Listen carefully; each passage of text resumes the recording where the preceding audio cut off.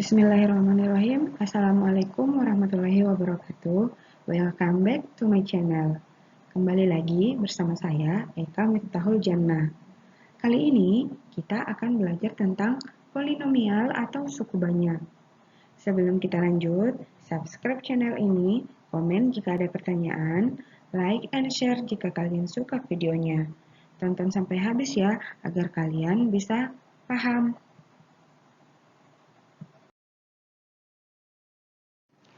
Sebelum kita masuk materi, kalian harus tahu untuk kompetensi dasarnya menganalisis keterbagian dan faktorisasi polinom. Yang kedua, menyelesaikan masalah yang berkaitan dengan faktorisasi polinomial. Jadi ini KD yang akan kita tuntaskan selama 1 semester ke depan.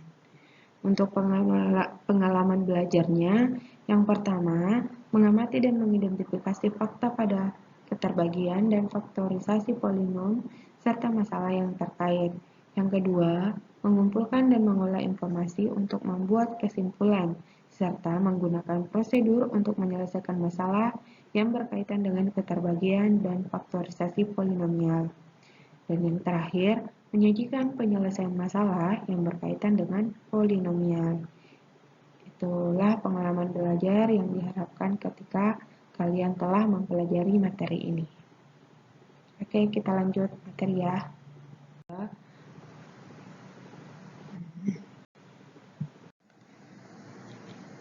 Polinomial sama dengan suku banyak. Suku yang dimaksud di sini adalah berupa komponen bilangan dan komponen peubah. Bilangan ya isinya berupa angka-angka, peubah isinya berupa huruf-huruf. Jadi suku yang dimaksud di sini bukan suku-suku yang ada di Indonesia ya. Misalkan 2x. Jadi 2 di sini adalah komponen bilangannya dan x adalah komponen dari peubah. Bilangan yang dituliskan di sini tidak hanya 2, bisa juga 3, 4, 5, sepertiga, 0,3, dan lain-lain. Tentunya dia berupa angka atau bilangan. Sedangkan peubah, ini kan kita misalkan di sini x, bisa kita tuliskan juga A, B, C, sampai Z. Komponen bilangan biasa disebut dengan koefisien dan komponen peubah dinamakan dengan variabel.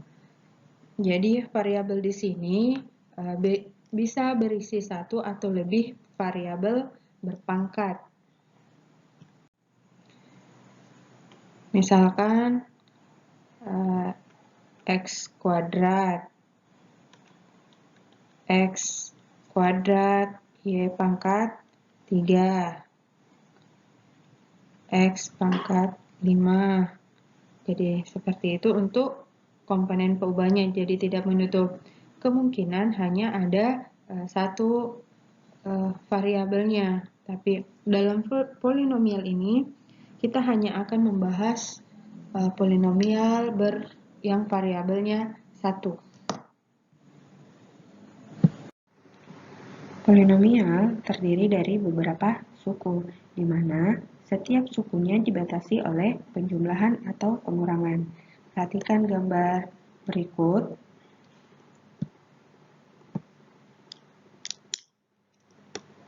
Jadi ini suku pertama, suku kedua, suku ketiga, dan suku keempat. Di mana di antara kedua sukunya dibatasi oleh operasi penjumlahan ataupun pengurangan. Contoh 3x kuadrat tambah x kurang 5.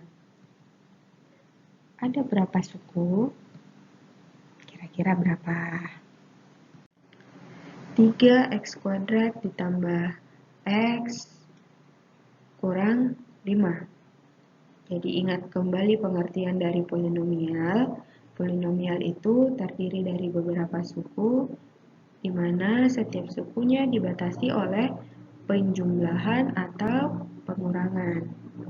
Di sini ada satu operasi penjumlahan dan ada satu operasi pengurangan. maka sukunya ada 3. Jadi, suku pertamanya adalah 3x kuadrat, koefisiennya 3, variabelnya adalah x kuadrat. Untuk suku kedua yaitu x, koefisiennya berapa? Nah, jadi ini sebenarnya ada koefisiennya ya, cuman tidak dituliskan. Jadi, koefisiennya di sini adalah 1. Kenapa tidak dituliskan? Karena 1 kalau kita kalikan dengan x, hasilnya sama dengan x. Jadi semua bilangan yang dikalikan dengan 1 akan menghasilkan bilangan itu sendiri. Jadi kalau ada bilangan, kalau tidak mengubah nilai tidak perlu dituliskan. Paham ya sampai sini? Jadi semua bilangan kalau yang hasilnya tidak mengubah nilai itu tidak usah ditulis. Dan untuk suku ke-3 yaitu 5. Jadi 5 juga di sini hanya ada koefisien. Nah, sebenarnya ini juga ada variabelnya, yaitu x pangkat 0. Perlu diingat kembali kalau pelajaran eksponen ya, x pangkat 0 itu sama dengan 1. Sifat-sifat eksponen, semua bilangan yang berpangkat 0 hasilnya sama dengan 1. Maka karena di sini juga kalau dikalikan dengan 5 hasilnya kan tidak berubah, maka itulah sebabnya x pangkat 0-nya itu juga tidak perlu ditulis. Paham ya? Selanjutnya,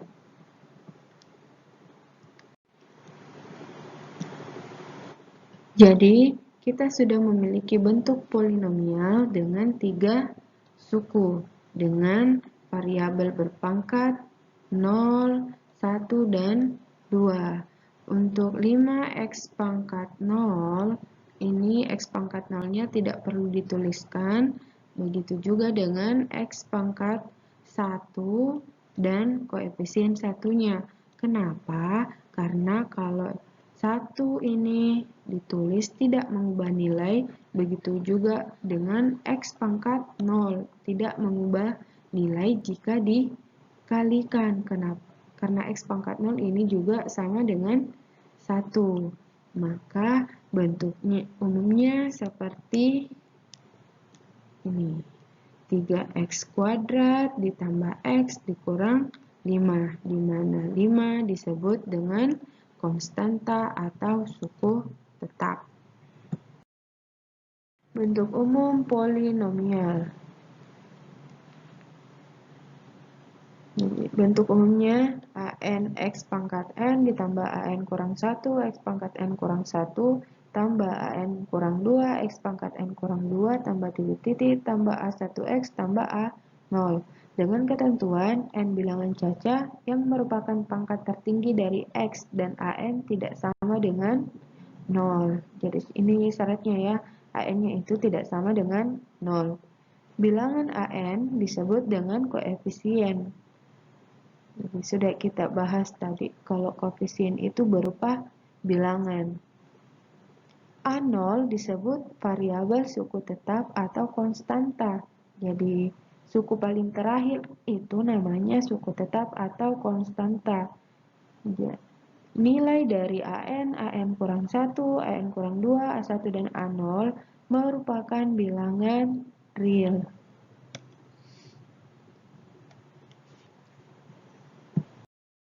Derajat polinomial.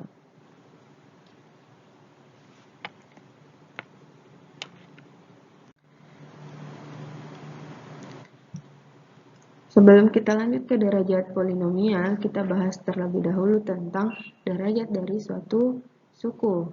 Jadi derajat dari suatu suku ditentukan oleh nilai pangkat dari variabelnya. Jadi kata kuncinya adalah nilai pangkat dari variabelnya.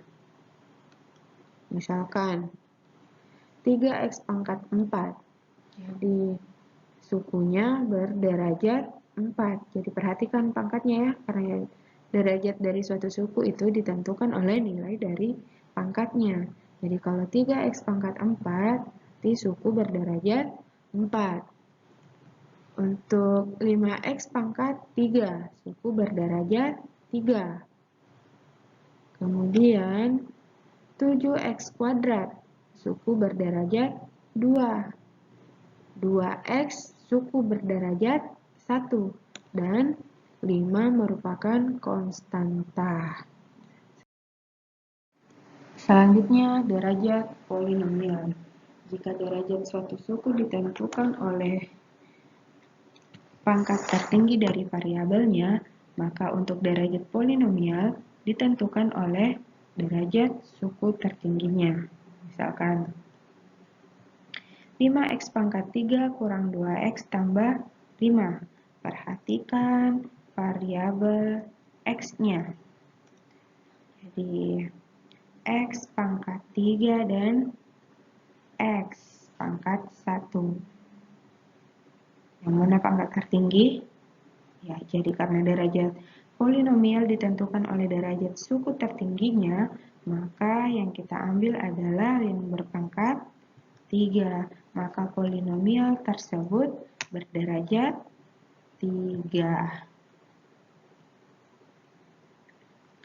7x kuadrat ditambah 5. Perhatikan lagi variabel x-nya. Variabel x-nya berpangkat 2. Maka polinomial tersebut berderajat 2. Bagaimana untuk pembahasan tentang pengertian dan derajat polinomial? Gampang kan? Gampang pasti. Jadi untuk meningkatkan pemahaman tentang materi ini, saya berikan tugas. Jadi ini tugasnya, silakan diselesaikan. Semoga dengan penjelasan materi tadi bisa membantu kalian dalam menyelesaikan tugas ini. Demikianlah pembahasan kita kali ini.